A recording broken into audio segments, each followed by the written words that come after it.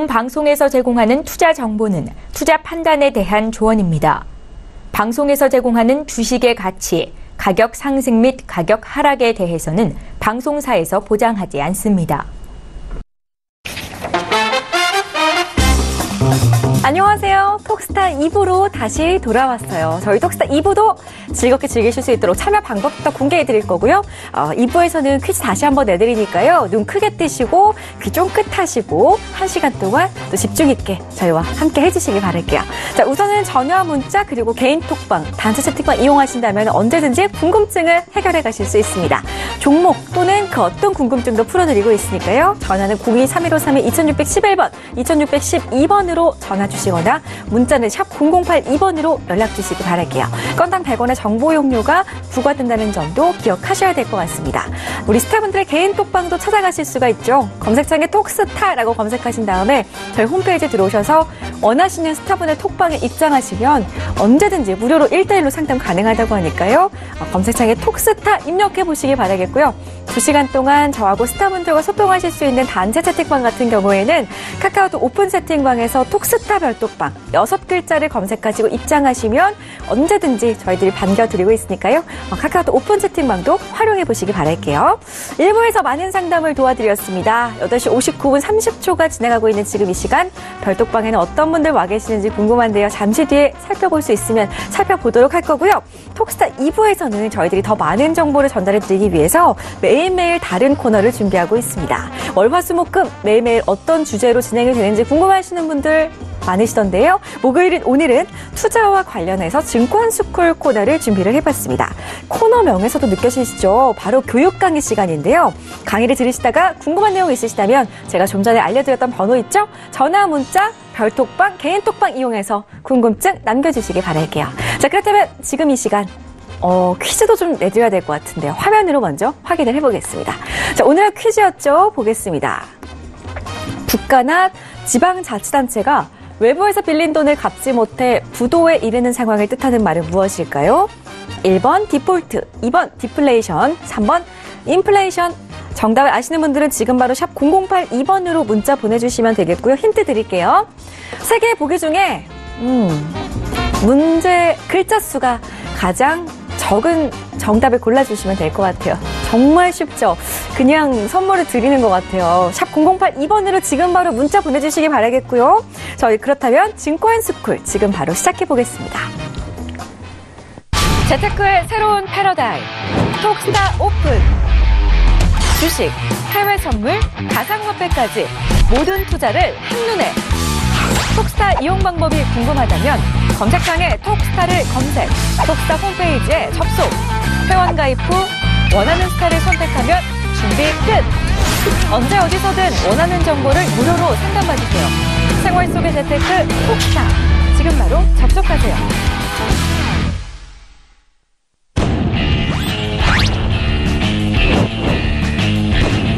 급등 가치주를 발굴하는 인공지능 글로벌 시스템 트레이드 선구주자 에이지 시스템 스타입니다.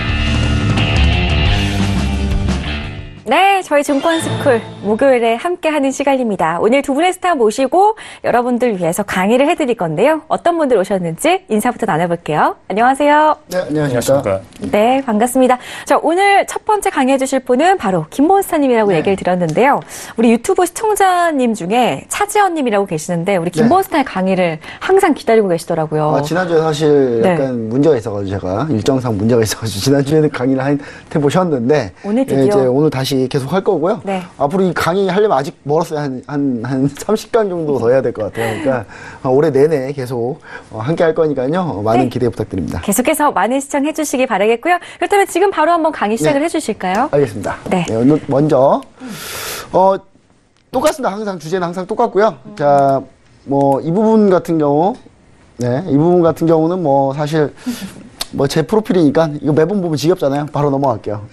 오늘 이제 제가 항상 강조하는 게 뭐냐, 이런 기회를 우리가 놓치지 말자, 이런 거고, 이런 기회가 올 때 우리가 주식에 계속 투자를 해오다가 이런 기회 때는 채권으로 잠깐 돌리고 다시 여기서 또 주식 투자를 다시 이어가는 그런 흐름을 찾을 수 있는 그런 해안을 가질 수 있는 거를 저희가 보여드리려고 합니다. 그래서 항상 이 부분을 강조하고 싶어요. 에세 클래스가 가장 중요하다. 종목 어떤 한두 개 일희일비 하실 필요 없이 계속 자기 자금을 조금씩 누적시켜 가다가 이런 중요한 포인트에서 수익을 내서 승부를 내는 그런 전략을 계속 저는 말씀드리고 있습니다. 다음 장 넘어가면 오늘 이제 한 건 뭐냐면 각 금융기관 하는 일 지난번에 이어서 계속 할 예정입니다. 여러분들이 금융기관이 많은데 도대체 이 금융기관이 정확히 뭔 일을 하는지 잘 몰라요. 사실 본인은 안다고 생각하는데 막상 물어보면 아무도 잘 모르더라고요. 그래서 제가 여기저기 경험이 많거든요. 다 조금씩 다 다녀봐서 제가 깊이 뎁스는 별로 없어요. 근데 네, 여기저기 다 다녀봐가지고 어떻게 어떤 일을 하고 있는지는 잘 알고 있습니다. 그래서 제가 저의 경험하고 비춰서 계속 이걸 얘기해 드릴 테니까 잘 보시면 좋을 것 같습니다. 자, 오늘 매매 팁입니다. 오늘 한번 수급 한번 분석해 보죠. 수급 한번 현황 한번 분석해 보겠습니다. 오늘 수급 어떻게 됐냐? 자, 한 번씩 꼭 이렇게 리뷰 한번 해보셔야 돼요. 오늘 외국인이 엄청 팔았어요. 엄청 팔았죠. 개인 열심히 샀습니다. 기관이 샀어요. 오늘 기관이 개인 편을 들었네요. 자, 근데 누가 샀냐? 자, 보시면 안타깝게도 제가 제일 중요한 수급이라고 하면 투신, 연기금인데 금융투자는 왔다 갔다 하니까요. 근데 이 두 중심 수급이 안 좋았죠. 사실 마이너스죠, 정확하게 합치면. 근데 도대체 그럼 기관 누가 샀냐? 국가단체, 기타 법인에서 왕창 샀습니다. 예, 이 말은 무슨 말이냐? 우정사업부하고 기타 일반 사기업들에서 주식을 많이 샀다, 이렇게 보시면 좋을 것 같습니다. 그래서 전체적으로 봤을 때 시장이 아주 좋다라고 볼 수는 절대 없습니다. 코스닥 마찬가지로 코스닥은 기관이 어마어마하게 팔았어요. 기관이 어마어마하게 매도했는데 그 매도 주체가 누구냐? 상호펀드, 금융투자 이쪽에서 상당히 많이 팔았다라는 부분 우리가 보시면 좋을 것 같고요. 개인만 주구장창 샀다. 그러니까 오늘 지수가 올라갈 수 없었던 이유는 우리가 개인이 죽어라 샀기 때문에. 외국인은 거의 그냥 관망입니다. 왜 관망이라고 할 수 있냐? 순매도 했죠. 코스닥에서 만약에 68억 순매도를 했는데 전체 거래 규모가 별로 없어요. 외국인이. 그쵸? 개인이 죽어라 하고 있죠. 여기서. 개인이 죽어라 하고 있습니다. 자, 그리고 선물을 한번 볼게요. 선물도 보셔야 돼요. 개인이 순매수를 왕창 했는데 여기서 되게 재밌는 포인트가 뭐냐면 기관이 현물을 샀는데 선물은 왕창 매도를 했어요. 근데 선물을 왕창 매도한 주체가 매수란 쪽에서 매도를 한 게 아니에요. 그쵸? 매수란 쪽에서 주식을 매수하고 선물을 매도했으면 이게 뭡니까? 무슨 차익 거래니까 매수 차익 거래를 한 거거든요. 근데 여기는 매수 차익 거래를 한 게 아닌 거예요. 금융투자가 전체적으로 모두 선물 매도를 주도를 했다라고 보시면 좋을 것 같고요. 그리고 옵션도 보겠는데 옵션까지 얘기하면 또 시간 길어지니까 옵션은 제가 뒤에 가서 얘기를 다 해서 드릴게요. 옵션이 사실 재밌긴 합니다. 네. 자, 오늘이에요. 오늘 지금 현재 우리가 지수가 안 좋은 이유가 뭐냐면요. 지금 보시면 아시겠죠. 원달러가 다시 올라가고 있어요. 원달러 올라간다는 얘기는 무슨 얘기예요? 원화 약세예요. 우리 원달러 올라간다 그러면 사람들이 원화 강세인 줄 알고 있는데 원화 약세입니다. 약세. 원화 약세. 지금 인도 루피아 지금 제가 바로 들어오기 전에 봤는데 인도 루피아 지금 역사상 최저 찍었습니다.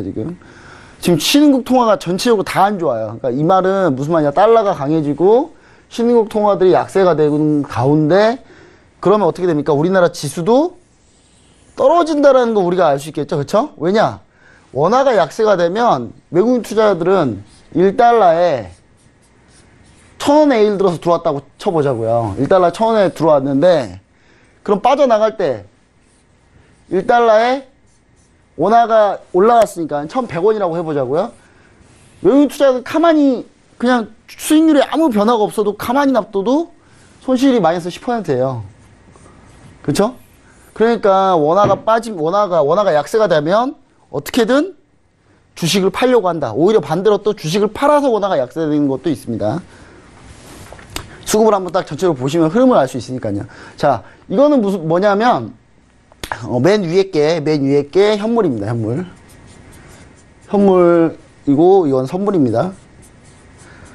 자, 오늘 현물 보시면 외국은 주구장창 쭉 계속 팔았어요. 계속 팔았죠. 계속 팔았다는 거 우리가 볼 수 있겠고, 그 다음에 개인하고 기관이 좀 장 중반에 좀 매수를 했네요. 장 중반에 이렇게 매수를 했다는 걸 알 수 있겠고, 그 다음에 선물 같은 경우는 외국 기관 같은 경우는 계속 매도를 해왔다가 외국인이죠. 외국인은 계속 중간을 지켰고 개인만 매수했는데 어제입니다. 어제는 어떤 일이 있었냐면 어제는 외국인이 장 막판에 아무것도 안 왔다가 갑자기 장 막판에 현물을 매도를 했어요. 엄청나게. 2시 30분 이후에. 근데 이게 왜 2시 30분에 매도를 했을까요? 중국장이 올라갈 가망성이 없었기 때문에 그냥 매도를 한 겁니다. 그러니까 중국장 보고 하는 거예요. 외국인 투자자들 같은 경우는. 그래서 이제 우리가 그런 부분들 중국장하고 같이 수급을 같이 엮어서 보시면 참 좋다라는 부분 얘기 드리고요. 자, 오늘 수급 팁 한번 또 다시 한번 볼게요. 오늘은 기관에서 도대체 어디서 샀냐? 기관은 오늘 대형주, 중형주 위주로 샀어요. 그러니까 오늘 개인 투자자들 오늘 재미가 하나도 없었을 겁니다. 재미가 하나도 없었을 거예요. 그리고 오늘 이슈가 나온 게 나프타 협상이 나왔죠. 나프타 협상이 나오니까 어떤 일이 벌어집니까? 운수장비 쪽이 보시면 아시겠지만 운수장비 쪽 975억을 기관에서 매수를 했어요. 외국인도 운수장비는 매수를 했습니다. 오늘 나프타 협정 나와서 기아차, 현대차 유리할 것이다 라는 얘기를 하면서 왜 멕시코에 공장을 가지고 있으니까 기아차가. 근데 우리 개인 투자자들은 역시 아니나 다를까 그 좋은 이슈가 나온 이 섹터에다가 어마어마하게 매도를 했습니다. 그래서 이런 부분, 이런 종목, 이럴 땐 들고 있어야 되는데 오히려 팔아버렸어요. 개인 투자자들 같은 경우는. 그리고 이건 코스닥인데요. 코스닥입니다. 코스닥 같은 경우도 역시 마찬가지로 어디가 팔았고 어디가 샀는지를 좀 우리가 잘 업종별로 보시면 그 업종을 노리시면 됩니다. 이런 업종 절대 노리면 안 되겠죠. 그렇죠? 이런 업종 노리면 안 되죠. 오늘 유통이 좋았어요. 코스닥 유통이 좋았습니다. 개인이 팔았으니까. 이런 부분을 항상 펼쳐놓고 실시간으로 보시면서 진행하는 게 매매하는데 상당히 도움이 됩니다. 자, 그리고 마지막에 차익 비차익 한번 볼게요. 차익 비차익 보시면 오늘 차익 거래 마이너스입니다. 마이너스. 순매도 나왔죠? 그리고 비차익도 순매도인데 규모가 5배예요. 그렇죠? 차익의 5배가 나왔어요. 즉 비차익을 제가 뭐라 그랬습니까? 비차익은 펀드 매니저가 의지를 가지고 매도한 거라고 제가 얘기드렸잖아요. 비차익 매도를 어떻게 하냐? 펀드 매니저가 팔아야지라고 하면은 바스켓으로 기계가 알아서 프로그램 주문 내가지고 기가 알아서 우르르 팔아버리는 겁니다. 그게 바로 비차익 매매고요. 차익 거래는 펀드 매니저가 의지가 없어요. 의지가 운용하는 사람이 의지 없이 단순히 차익 차익 거래할 때 현선물 가격 차이를 보고 사이즈가 나오면 매수 매도를 양방향으로 때리는 그런 매매를 차익 거래라고 하는데, 그래서 이 차익 거래가 사실 예전에 엄청 많았다가 지금은 이제 하도 만기일날 급락하고 그러니까 금융당국에서 차익 거래 많이 못하게 하려고 공모펀드에다가 거래세를 부과해 버렸어요. 그래서 거래세 부과해 버리니까 바로 이제 차익 거래 할 수 있는 기회들이 좀 줄어들면서 거래량은 좀 많이 줄었죠. 예전에는 웹도독이라 그래가지고 선물이 현물을 좌지우지하는 그런 현상이 많았는데 지금은 차익 거래가 많이 없어지면서 그런 웹도독 현상이 많이 없는 거죠. 자, 지난번 어제 이제 2주 전에 했던 거, 은행이 무슨 일을 하냐 그때 얘기를 해드렸어요. 은행 이런 일을 하고 있고, 근데 은행이 투자하는 건 어떻게 투자를 하고 있다라는 부분을 제가 얘기를 드렸습니다. 그쵸? 근데 우리가 이제 은행은 그렇게 중요한 게 아니니까 넘어가더라도, 자, 증권사는 도대체 무슨 일을 하냐? 다시 복습해보면, 주로 하는 게 주문중개라고 제가 얘기 드렸습니다. 주문중개. 원래 이러려고 만든 회사예요. 그러니까, 거래소의 회원, 주문을 낼 수 있는 회원을 우리가 증권사라고 부르는 겁니다. 예, 일반 법인은 거래소에 바로 다이렉트로 주문을 낼 수가 없습니다. 그리고 증권사에서 하는 매매. 자, 우리가 수수료를 여기서 회원사인 증권사에서 수수료를 내고, 거래소에다도 수수료를 내죠. 수수료를 2번을 내는 거예요. 한 번 이렇게 주문 낼 때마다. 근데 증권사 자기 계정 매매하는 애들이라고 하면 안 되겠죠. 그 트레이더분들, 딜러분들, 그 자기 계정 이 딜러분들은 증권사 자기 계정이기 때문에, 자기 자본 계정이기 때문에 증권사 수수료를 안 내요. 즉 그 말은 무슨 말이냐? 매매 빈도가 많고 그만큼 위험한, 리스키한 상품을 할 수 있다라는 의미예요. 그래서 진정한 매매 선수들이 이쪽에 많이 모여있다 제가 얘기를 드렸었죠. 우리가 혹시 TV 보면은 막 모니터 한 7, 8개 갖다 놓고 막 이렇게 막 어떤 분들이 멋있게 막 클릭하고 있잖아요. 그게 여기에요. 예. 거기 계신 분들이 여기 계신 분이에요. 정말, 대부분이, 실적과 연동된 보수 체계를 가지고 있고요. 어마어마하게 많이 벌 때 있습니다. 뭐 2, 30억 버는 그냥 일도 아니고요. 예, 그런 분들이 많이 있어요. 여기 이쪽에는. 그래서 우리 진정한 선수들이 이쪽에 많이 있습니다. 근데 그럼 톡스타에는 그런 선수들이 없나요? 있어요. 톡스타에 계시는 분들 중에도 이 딜러 출신이신 분들이 제가 아는 분만 3분이 계세요. 예. 그러니까 뭐 그분들 억지로 이렇게 이름 얘기하면 너무 홍보하는 것 같아서, 예. 참고로 저는 못 들어갔습니다, 여기. 예, 들어갈 수가 없죠. 저는 그리고 빠른 매매 그렇게 안 좋아합니다. 예, 증권사가 빨라요. 증권사가 자기 계정 매매할 때는 정말 치고받고 빨빨이 하는 편이고요. 주로 이쪽은 파생상품 정말 많이 합니다. 옵션 이런 거 정말 많이 해요. 예, 해외 선물 전부 다 이쪽에서 다 합니다. 근데 그래서 우리가 금융투자라고 수급에서 나오는 이 금융투자가 바로 이쪽인데, 그래서 이 금융투자가 수급에서 뭐가 빡 떴다 그러면 좀 빠른 단타, 회전 이렇게 인식하시면 가장 편합니다. 그래서 금융투자에서 뭔가 매수 매도를 할 때 항상 우리가 아셔야 되는 거 뭐냐, 그렇게 기간이 길지 않은 빠른 거래들이 많이 일어나고 있는 거다. 반면에 투신이라고 불리는 곳이 있어요. 이 투신은 운용사인데, 이 운용사, 자문사 이런 데서는 이제 주로 매매일까 약간 중장기도 있고 여러 가지 형태가 있어요. 그래서 투신 쪽하고 금융투자하고 성격이 완전히 좀 다르다. 이렇게 보시면 기간 수급을 이해할 때 좀 편합니다. 기간 수급을 왜 우리가 이해해야 되냐면, 코스피는 기간 수급이 그렇게 많이 엄청 중요하지 않아요. 외국인 수급이 제일 중요한데, 코스닥은 기관 수급이 중요합니다. 왜냐? 코스닥은 외국인이 그렇게 많이 안 건드려요. 그럼 외국인 잡혀있는 건 도대체 뭐예요?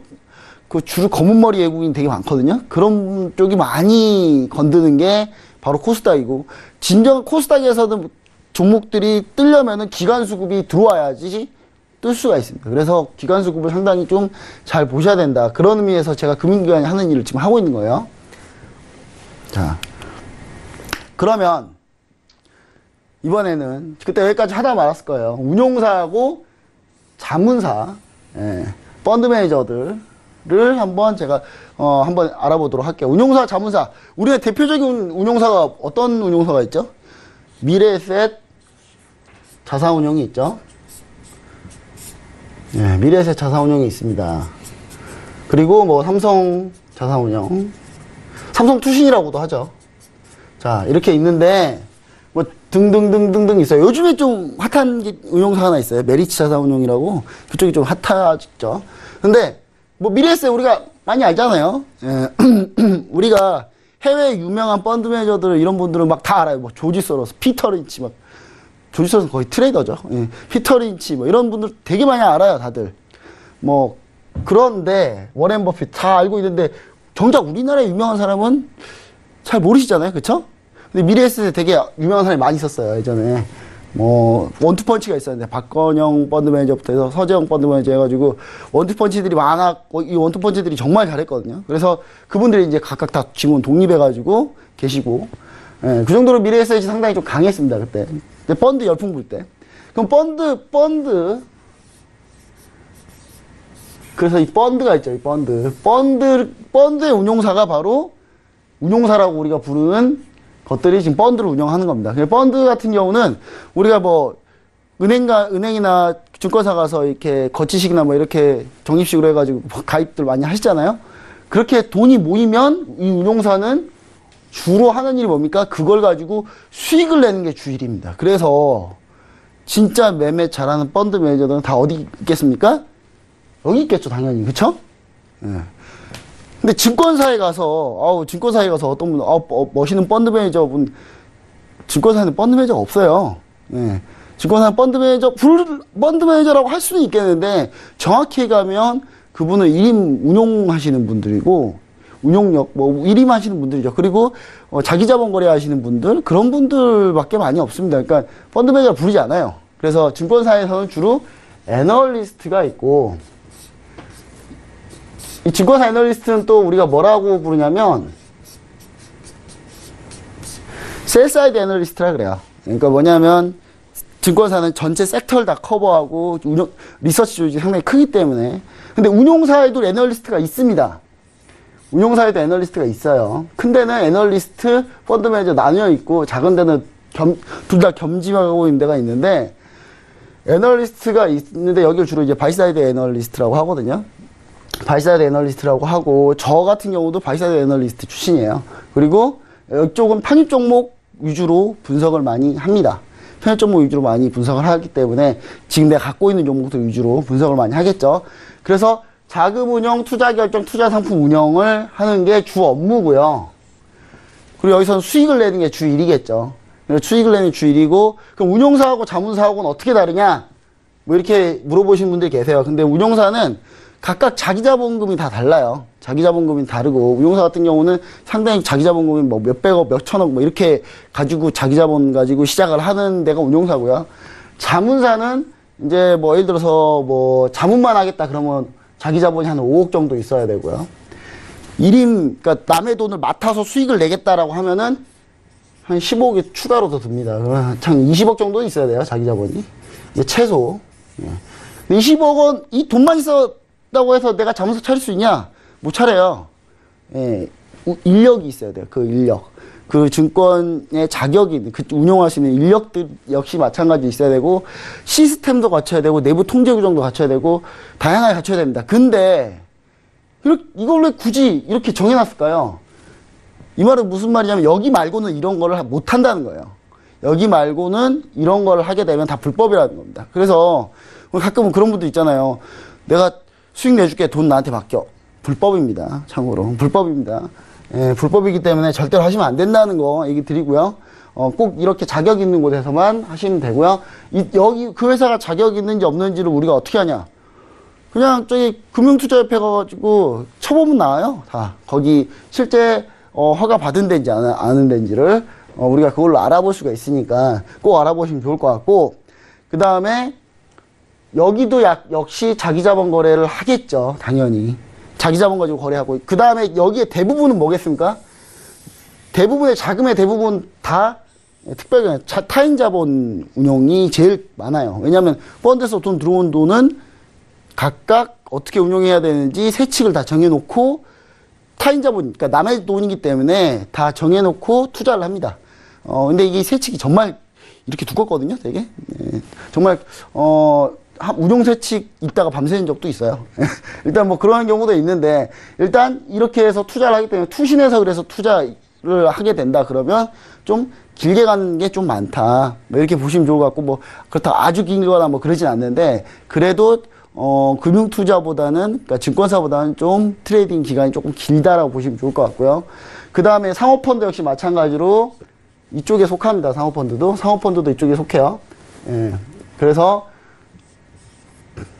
우리가 주로 보는 이런 투자 운용하는 이 기관들이 어떻게 운영하는지 우리가 알면 투자하기가 편하겠죠. 보험사 같은 경우는 우리가 주로 변액보험 이런 거 많이 들잖아요. 근데 보험사가 운용 참 못해요. 그래서 변액보험 수익률 보시면 정말 얼척도 없는데, 못한다기보다는 좀 약간 길게 가기 때문에 그렇다는 부분을 우리가 좀 알면 좋습니다. 그래서 보험이나 은행에서 이렇게 순매수가 세게 들어온 종목, 이런 종목은 약간 길게 보고 있다, 이렇게 보시면 가장 좋지 않나, 뭐 이렇게 좀 얘기를 좀 드리고 싶네요. 일단 이렇게 얘기를 드리고요. 그 다음 한번 넘어가 볼게요. 자, 우리가 흔히 오해하는 거 하나 짚어드릴게요. 보시면은 오늘 삼성전자 오늘 이거 수급 이제 나온 건데요. 매매 창구들이 나오죠. 여기 보면 모건 스탠리, 메릴린치, CLSA, 골드만삭스가 오늘 매도 상이었고, 매수 상위는 메릴린치, CLSA 이렇게 나와 있죠. 그러면 이 외국계 창구에서 나온 주문은 외국인이 낸 걸까요? 그럴 수도 있고 아닐 수도 있습니다. 왜냐? 우리나라 국내 운용사가 외국계 증권에다가 주문을 내면 이 창구로 잡혀요. 그러니까 무슨 말이냐? 외국계 창구에서 주문이 나온다고 해도 무조건 다 외국인은 아니다입니다.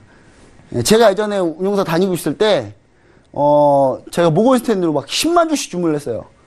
그랬더니 그날 아침 그 모 경제 채널 뉴스에서 그러더라고요. 외국인이 엄청나게 많이 지금 사고 있습니다. 우리가 산 건데. 우리가 산 건데, 그 외국인이 샀다고 하더라고요. 나 보고 웃겨가지고. 예. 우리가 주문을 이렇게 내는 거예요. 예. 여기다가 내는 것 뿐이지, 외국인이 사는 거 아니에요.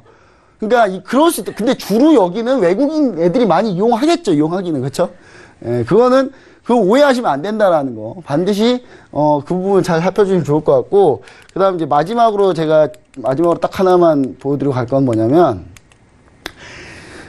그럼 외국인이 예를 들어서 외국인이 투자를 해요. 외국인이 투자하는데 외국인이 국내 증권사를 통해서 주문을 냈어요. 그러면 어디 잡힐까요? 외국인에 잡혀요. 수급표에는. 외국인이니까. 그 계좌의 명의가 누구냐에 따라서 나누는 겁니다. 이거는. 그 계좌의 명의가 누구냐에 따라서 나누는 거예요. 그러니까 연기금이 모든 자산을 주식을 운용하지 않아요. 연기금이 이 투신에다가 얼마 맡겨가지고 너네가 좀 우리 돈 좀 굴려줘 하고 주거든요. 그럼 그런 펀드에 있는 돈을 예를 들어서 투신이 주문을 냈어요. 그럼 뭘로 잡힐까요? 연기금으로 잡히는 거예요. 펀드 이름이 다 있어요. 그 펀드에 연기금 무슨 몇 호, 1호, 연기금 7호 펀드 이런 게 다 있어요. 주문은 투신이고 투자 결정은 투신이 하지만 창구에는 당연히 어느 특정 증권사가 잡힐 거고 실제 수급 주체는 연기금인 거예요. 예.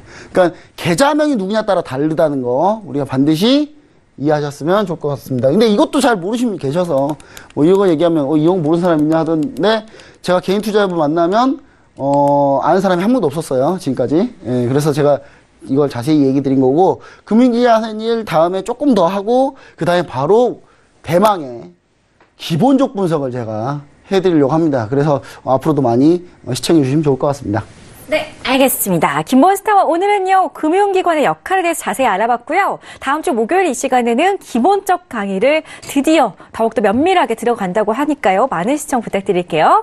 다음은 영재 출신 스타죠. LG 시스템 스타님의 강의 시간인데요. 민지홀링님께서 참 스타님 강의를 좋아하시더라고요. 오늘도 함께 해주고 계시는데 네. 오늘 어떤 내용으로 준비를 하셨나요? 네, 그 타이틀을 제가 잘못 말한 것 같아요. 네, 아무튼 오늘 이제 본격적으로 이제 해외 선물로 들어가게 되는데 이제 저번 주까지 암호화폐 관련된 얘기를 다 드렸죠. 네, 암호화폐 기본적인 얘기들 그리고 암호화폐 요즘 시세 변동이 좀 심하다 보니까 다시 또 관심도가 많이들 올라가시고 계신데 이 부분은 저희 톡스타 방송에서 톡스타 채널로 추가적으로 문의를 주시면 되겠고요. 네, 오늘부터 이제 해외 선물 기본적인 내용 들어가는데 먼저 오늘은 약간 소스만 뿌려드릴 거예요. 네, 뭐냐 주식을 하시던 분들이 해외 선물을 트레이딩을 많이 안 하시는데 하셔야 될 리즌을 말씀드림과 동시에 많이 돈을 번 케이스를 좀 얘기를 드려야겠죠. 그래서 돈을 제일 좋아하시니까 그걸 좀 얘기 드리도록 하겠습니다.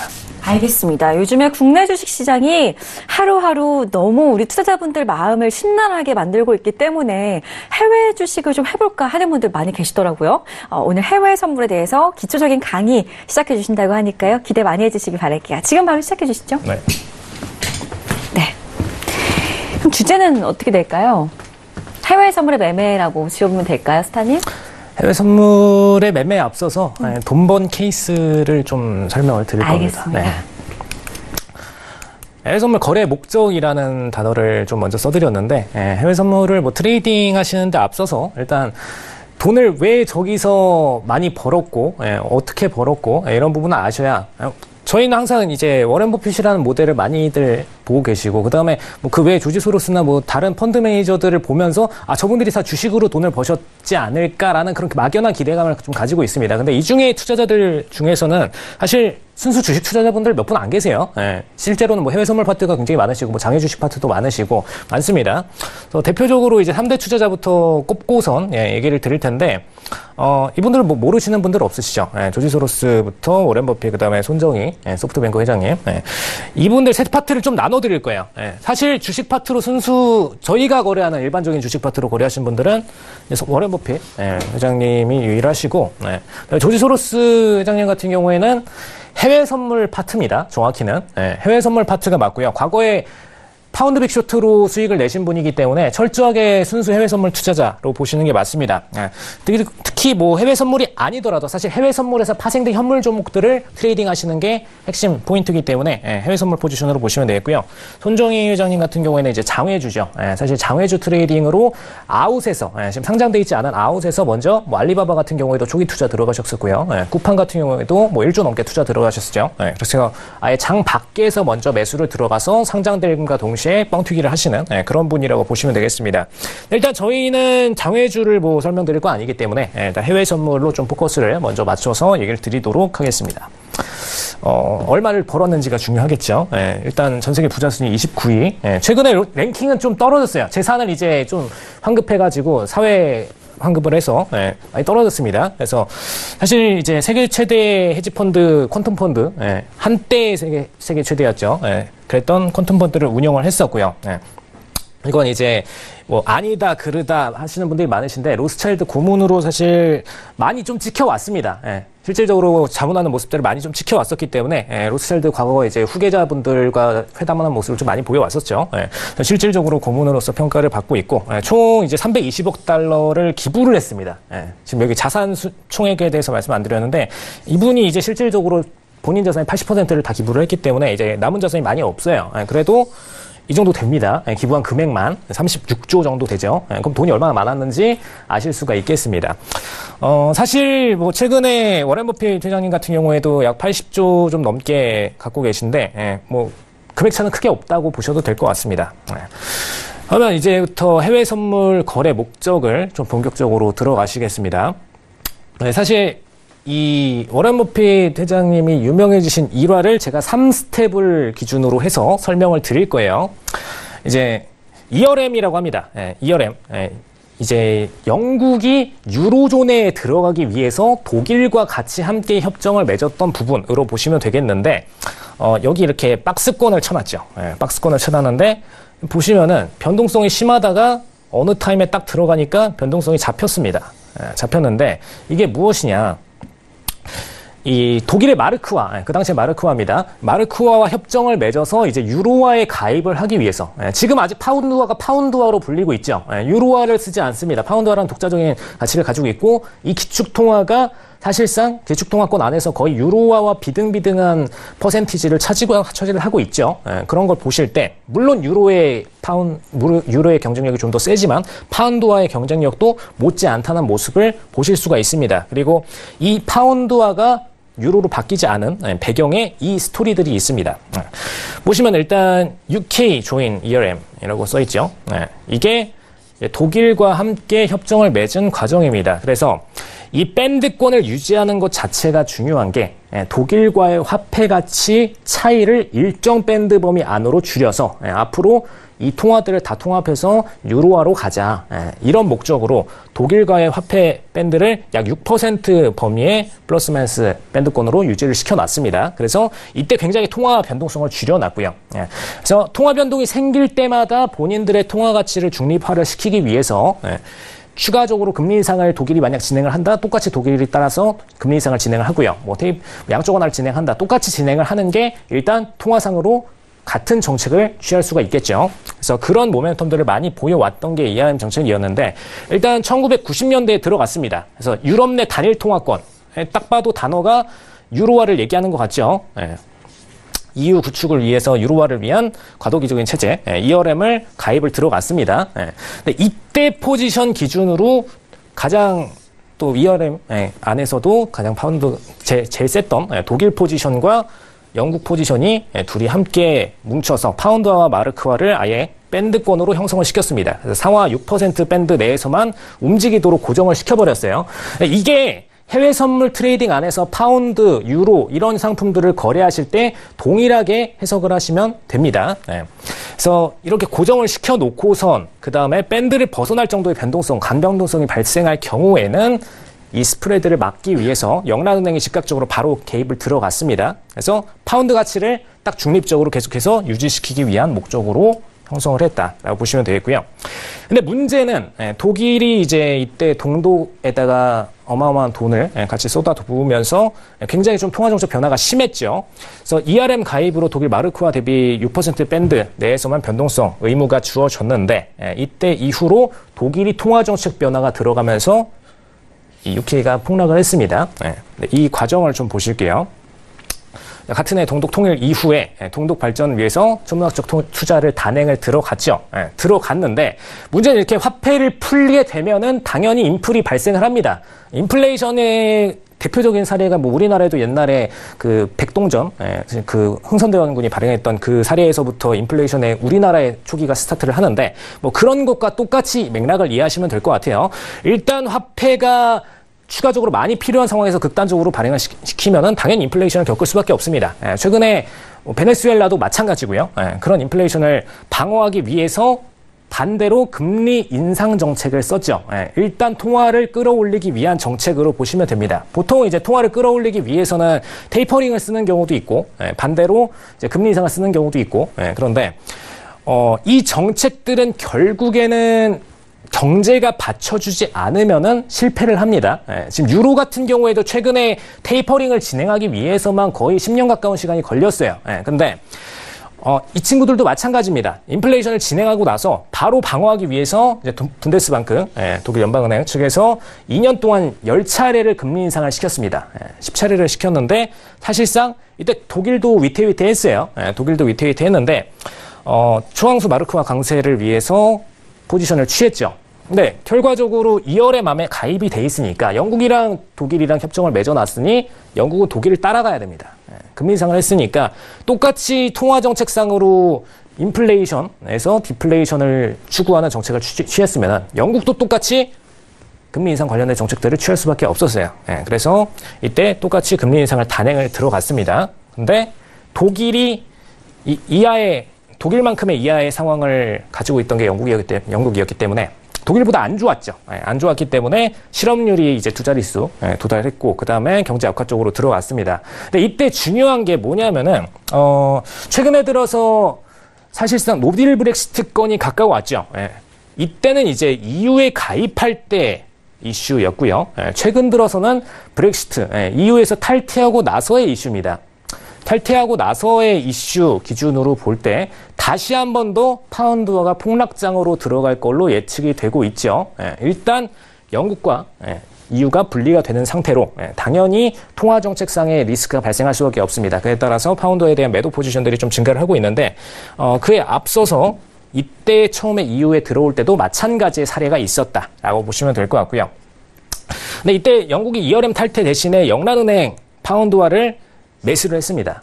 영란은행이 파운드화를 계속해서 매수를 들어갔어요. 한마디로 따지면 우리나라 한국은행이 원화 가치가 자꾸 떨어지니까 원화를 그냥 매수를 들어간 겁니다. 원화를 매수를 치니까 당연히 이 영란은행이 들어왔으니 그래서 좀 괜찮지 않을까라고 생각하는 일부 개인 투자자들은 있을 수 있겠지만 기관 투자자들 입장에서는 영국 경제 망해가는데 무슨 영란은행이 매수를 친들 무슨 소용이야. 우리가 그냥 다 쇼트 때려버려서 여기 무너뜨리고 아예 그냥 파운드 급락 상태로 만들어버리겠다. 이래서 진입을 들어간 겁니다. 그 포지션이 여기 지금 표시를 드린 지금 September 16, 9월 16일이죠. 1992년입니다. 이때 쇼트를 진입을 들어갔고요. 사실 조지 소로스랑 이제 투자자들이 쇼트를 들어갔던 첫 진입 시기는 여기였어요. 이 포지션에서 이미 쇼트를 처음에 들어갔다라고 보시면 되겠고 그 다음에 약하게 하방세를 타다가 그 다음에 9월 16일 기준으로 해서 공격적으로 급락세를 탔습니다. 근데 제일 중요한 부분은 이 마르크화 강세, 그 다음에 영란은행의 파운드화 하락 방어, 이 두 가지가 동시에 일어났다라는 게 제일 문제점으로 보시면 되겠고요. 영란은행이 이 파운드화를 보유한 상태에서 쇼트를 맞으니까 당연히 영란은행 측에서는 막을 길이 없겠죠. 괜히 파운드화 매수 안 쳤으면은 그나마 영란은행 자체가 마이너스를 볼 일은 없었는데 이것 때문에 영란은행 자체가 마이너스를 좀 많이 봤습니다. 그래서 이때 시점으로 ERM을 탈퇴를 했어요. ERM 들어가 있던 거를 한마디로 EU의 유로화를 본인들도 같이 참여를 하고 싶었는데 참여를 할 수가 없게 됐습니다. 그래서 EU의 유로화 진입권의 ERM 협정에서 탈퇴를 하고선 빠져나왔죠. 그래서 지금은 유로화랑 파운드화가 따로 존재를 하고 있는 겁니다. 물론 각국의 통화들이 다 기준 통화들이 다 있었지만 파운드화 같은 경우에 너무나 절대적으로 EU와 상대적인 통화를 보유를 하고 있죠. 이것 때문에 더 쉽게 브렉시트가 일어난 부분도 있어요. 왜냐? 만약에 본인들이 통화를 똑같이 국가 안에서 유로화라는 통화를 사용을 하고 있다. 영국 안에서도. 그럴 경우에는 영국이 브렉시트를 함부로 생각할 수가 없습니다. 근데 본인들이 당장 국가에서 쓰고 있는 통화가 파운드와 이고, 당장 EU에서 쓰는 통화는 다릅니다. 그렇기 때문에 EU와 우리는 다른 국가다라는 인지도가 굉장히 강했기 때문에 쉽게 브렉시트에 대한 찬성 표결을 던질 수가 있었던 거죠. 그래서 이 배경이 현재까지도 이어져서 브렉시트까지도 만들어낼 수 있는 쉬운 밑바탕이 됐다라고 보시면 될 것 같고요. 이때가 기회였죠. 지금 뭐 저희도 이제 파운드화에 대한 빅쇼트를 좀 노리고 있는데 최근 들어서 지금 이제 빅쇼트의 징조가 슬슬 나오고 있죠. 네, 이때 소로스랑 이제 드러켄 밀러도 유명하신 헤지펀드 매니저입니다. 네, 일단 이분들이 자금 충동에서 공매도를 때렸어요. 공매도라는 표현을 쓰지만 지금 현재 선물 거래하시는 분들은 그냥 파운드와 매도라고 생각을 하시면 편할 것 같습니다. 자, 이때 단기 금리를 10%로 인상하면서 파운드와 방어에 나섰는데 1992년 9월 16일 아까 급락장으로 들어갔던 이 시점입니다. 이 시점에서 탈퇴를 들어갔고요. 이 시점 기준으로 이제 파운드화가 무너지는 게 2008년 경제 무너지는 것처럼 똑같이 생각을 하시면 될 것 같아요. 이때 이후로 급락으로 확 들어갔다. 그래서 수직으로 하락했다. 그래서 이때 천문학적으로 수익을 벌었는데 이때 한 2빌리언 정도 넘게 벌었습니다. 그래서 그때 어마어마하게 돈을 챙기고 나서 폭락장으로 쇼트로 수익을 낸 사례 이렇게 딱 신문으로 어마어마하게 났죠. 그래서 사실 원래 보통 매수로 수익 내는 분들은 언론화가 잘 안 되세요. 근데 쇼트로 수익 내는 분들은 언론화가 잘 되십니다. 그 두 가지 이유가 있어요. 보통 쇼트로 트레이딩을 해서 수익을 내시는 분들이 많이 없는 경우도 있고요. 그 다음에 쇼트로 트레이딩을 해서 수익을 냈을 경우에는 경제 폭락에 맞춰서 수익을 냈기 때문에 경제 폭락에 대한 이슈와 함께 언론화가 되는 부분. 그리고 쇼트라는 트레이딩이 굉장히 익숙하지 않죠, 일반인들에게는. 그래서 사실 헤지펀드의 초기 이미지가 굉장히 어떤 국가를 무너뜨리거나 혹은 경제를 안 좋게 만드는 그런 이미지로 찍혔었습니다. 그래서 이 해지를 잘못 단어를 이해하시는 분들이 많았어요. 어떤 분들은 이 기업이나 국가를 해지한다 그래서 헤지펀드다 이렇게 생각하시는 분들도 계시는데 사실 이 단어는 좀 잘 이해를 하셔야 됩니다. 헤지펀드의 원래 단어는 본인이 가진 어떤 통화 정책, 이 매수 혹은 매도에 대한 포지션, 이거를 반대로 리스크가 높아진 상황에서 반대 포지션을 취하기 위한 그런 정책들로 펀드를 구성한다라고 보시면 됩니다. 그래서 한마디로 시장 상황에 따라서 절대 수익을 추구하는 건데 아까 이런 경우에는 당연히 매도 전략을 추구해야 되는 게 맞죠. 근데 보통 일반 투자자들은 이 상황에서도 다시 영국에서 살 주식이 없을까? 영국에서 살 종목이 없을까? 이런 거를 생각하고 있을 때 이 투자자들은 그냥 파운드 그냥 다 공격적으로 매도를 때려서 영국은 망할 테니까 너희는 망할 테니 우리가 그냥 망하는 쪽에 베팅을 걸겠다라고 해서 쇼트를 쳤다라고 보시면 되겠습니다. 그럼 제일 중요한 거는 지금 이 시나리오를 통해서 과거에 돈을 번 핵심 케이스인데 뭐 최근에도 많아요. 오히려 최근에 돈을 더 잘 버는 펀드 매니저들도 많습니다. 근데 이 케이스를 통해서 좀 자극을 드리려고 소스를 먼저 뿌려드렸고요. 일단 공통 목적 자체는 돈이죠. 결국에는 뭐 앞에 전반부에 주식 강의를 들으신 분들도 마찬가지로 돈 벌려고 하신 거고요. 근데 여기 과정에 있어서 세 가지를 보십니다. 보통은 여기 안 보고 딱 두 개를 보시죠. 수익률 안정성만 이렇게 보시는데 수익률 물론 중요합니다. 근데 어차피 해외 선물이 변동성 더 크기 때문에 수익률에 있어서 공격적으로 수익 내려면은 더 크게 수익을 낼 수 있는 파트긴 합니다. 그래서 더 유리한 포지션으로 보시면 되고요. 다만 안정성에 있어서는 주식은 어차피 본전 이상의 마이너스가 날 일이 없기 때문에 굉장히 좀 안정적으로 평가하는 반면에 해외 선물은 본전까지도 떨어질 수 있는 반면에 2배까지도 쉽게 벌 수 있다라는 관점에서 안정성에서는 낮게 평가를 받죠. 근데 제일 중요한 거는 변동성이나 안정성이 아닙니다. 사실 이 안정성 같은 경우에는 저희가 그냥 ETF로 빼면 돼요. 해외 선물 트레이딩을 뭐 파운드를 매도하고 싶다. 근데 파운드 그냥 인버스로 들어가면 됩니다. 그래서 ETF로 빼면 되기 때문에 이 안정성 부분은 쉬워요. 사실 글로벌 트레이딩에 대한 방향성을 어느 쪽으로 들어가야 되느냐만 저희가 공부하는 게 중요합니다. 그렇기 때문에 해외 선물 보시는 분들은 그냥 해외 선물이란 종목 자체를 들어가시는 거에 집중하지 마시고 상품은 얼마든지 빼서 레버리지 비율을 낮출 수 있기 때문에 그 상품에 대한 선택 기준으로 보시면 되겠고요. 제일 중요한 거는 시장 최적 매매죠. 저는 사실 이 안정성도 좀 많이 중요하는데 저희 에이지 시스템 같은 경우에는 이 리스크 관리를 항상 좀 많이 신경을 쓰다 보니까 이 안정성 부분에서 원칙 손절 항상 시스템화를 시켜놔요. 근데 이 부분은 저희가 컨트롤할 수 있는 파트지만 이 시장 최종 매매 같은 경우에는 저희가 분석을 통해서 들어가 줘야 되는 부분이고 혹은 정말 시스템적인 매매 신호가 깔끔하게 나와줬을 때만 수익이 날 수 있는 파트입니다.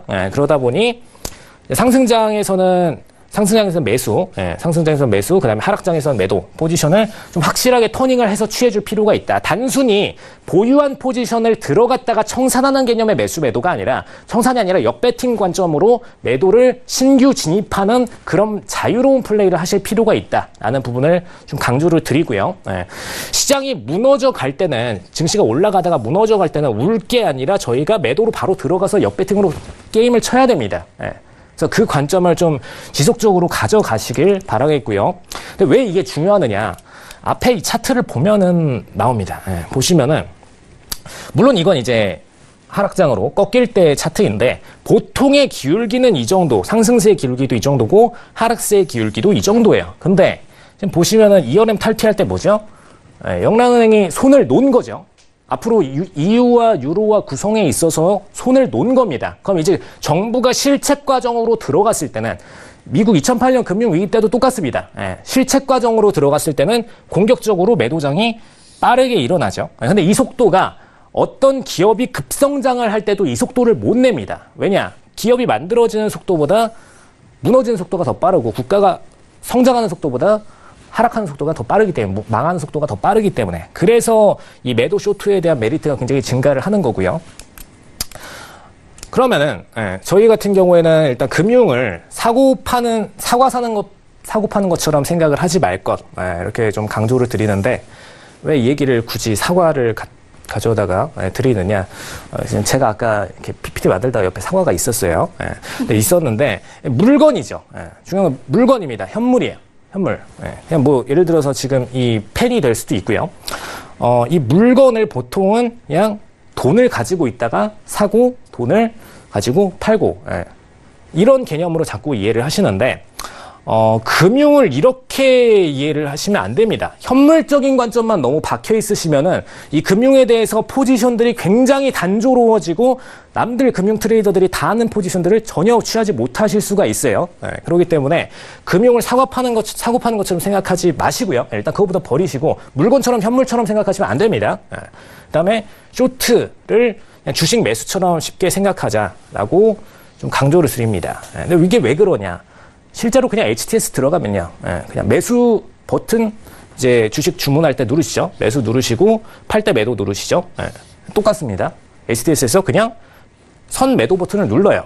차이가 없어요. 그냥 똑같습니다. 그냥 매도를 그냥 누르시는 것 차이 정도지 선 매도를 치느냐의 차이 정도지 그냥 매수 매도 하실 때 평소 주식 매수 하시는 거랑 똑같습니다. 그렇기 때문에 매도를 그냥 정말 쉽게 받아들이시는 게 중요하다라는 관점을 미리 계속해서 강조를 드립니다. 그래서 해외 선물 매매를 들어가시는 데 있어서 그냥 주식 매매랑 똑같다라는 관점을 가지고선 들어가시면은 편해요. 물론 차트의 변동성은 다르지만 주문하고 사고 팔고라는 개념을 굉장히 단조롭게 이해를 하셔야 된다. 이렇게 보시면 됩니다.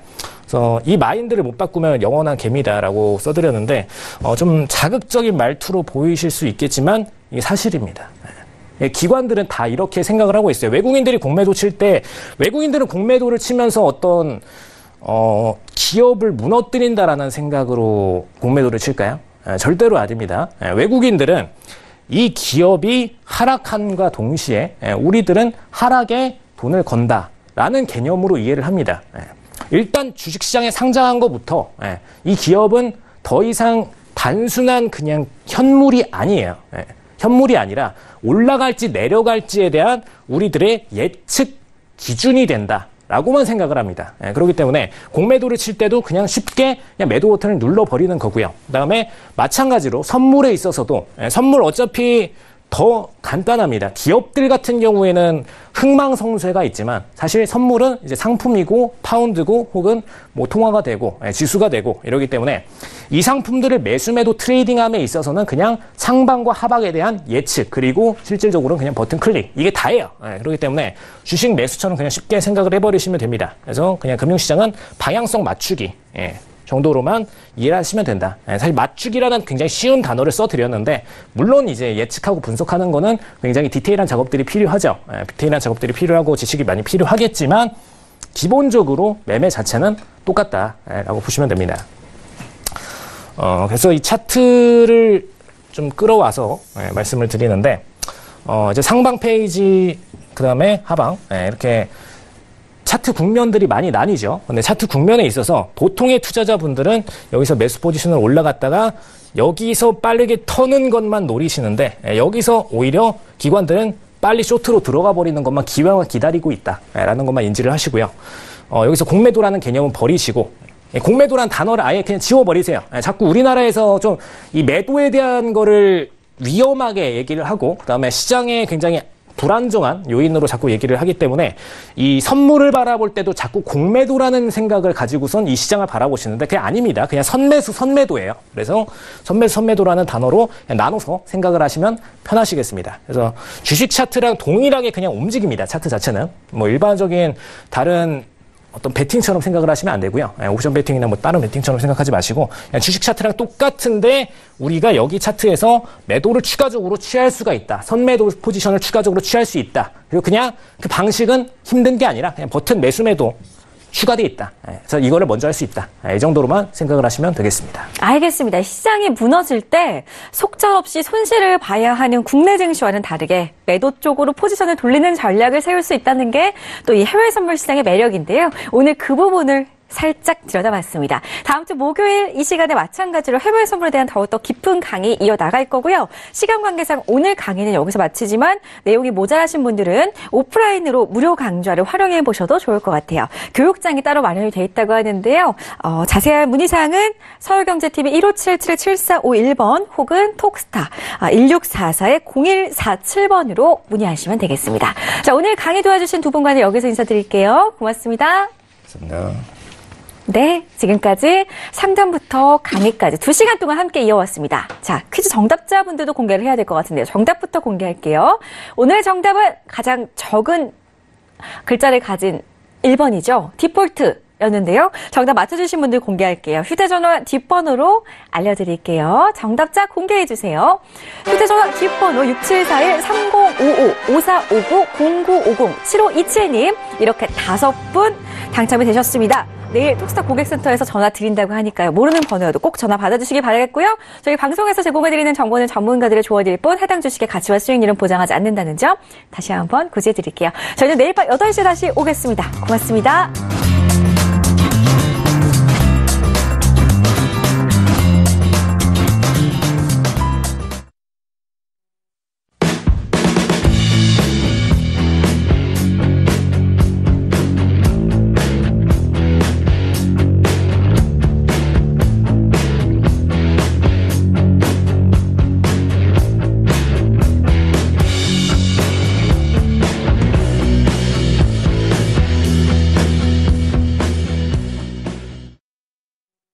본 방송에서 제공하는 투자 정보는 투자 판단에 대한 조언입니다. 방송에서 제공하는 주식의 가치, 가격 상승 및 가격 하락에 대해서는 방송사에서 보장하지 않습니다.